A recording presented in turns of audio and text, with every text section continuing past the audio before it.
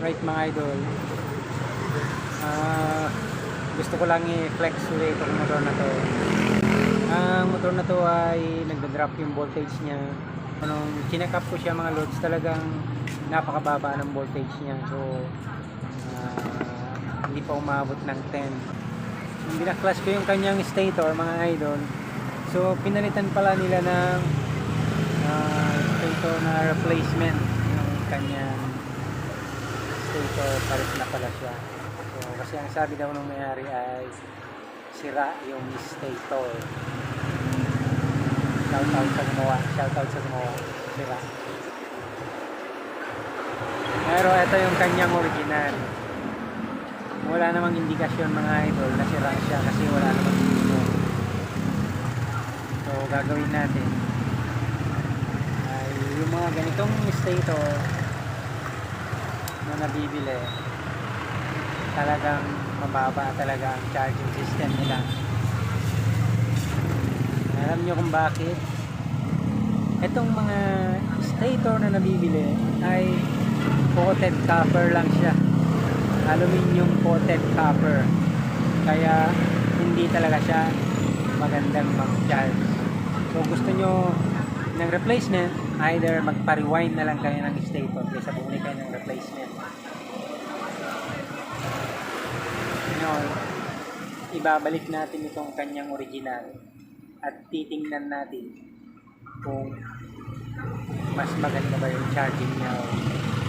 Kung kanina hindi ko na lang nakuhaan kasi akala ko normal lang na mga full wave system kasi pangalawang smash na ngayon maghapon ang ating single wave.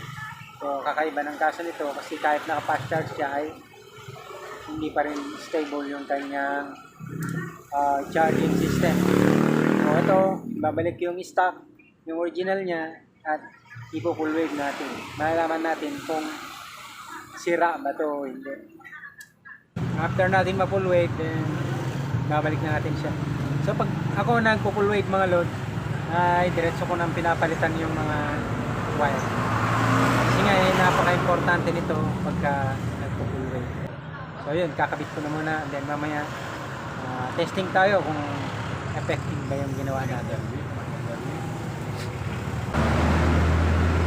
Right mga lods, so yun, naikabit na natin yung kanyang stator na minodify. Then dito naman tayo sa regulator. Ito na yung tinatawag nating full wave regulator. Then ito naman yung kanyang stock regulator. Sabagay, kayo naman ay aware na kayo sa mga ganitong conversion. So ang importante lang ay masupplyan natin siya ng tamang voltage. Kasi sobrang drop voltage ng motor niya ay minsan namamatayan na siya. So yun, ikakabit ko na lang muna.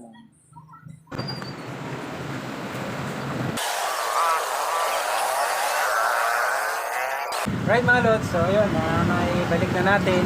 Then ngayon, the moment of truth. Pina-check natin yung kanyang voltage kung okay na ba siya. So yun na nga mga idol, so hindi ko na muna tinakpan tong kanyang accessory wire para dito na tayo mag-testing, hindi na tayo dun sa battery. So pare ko, ipakyana mo, yan lang. Ayan, nilagay natin yung accessory wire, yung positive, then check natin. So yun mga idol, 13.2.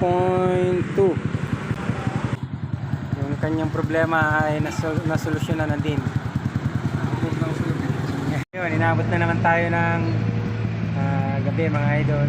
So yun lang, sana katulad ng palagi kong sinasabi mga idol, mag-ingat po tayo kapag pinapabili tayo ng pyesa kasi sir, palit ng stator, palit ng regulator, pero drop voltage pa din siya.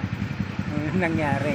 O bakit nagkaganon? So ibinalik ko yung stock niya, then nag full wave kami.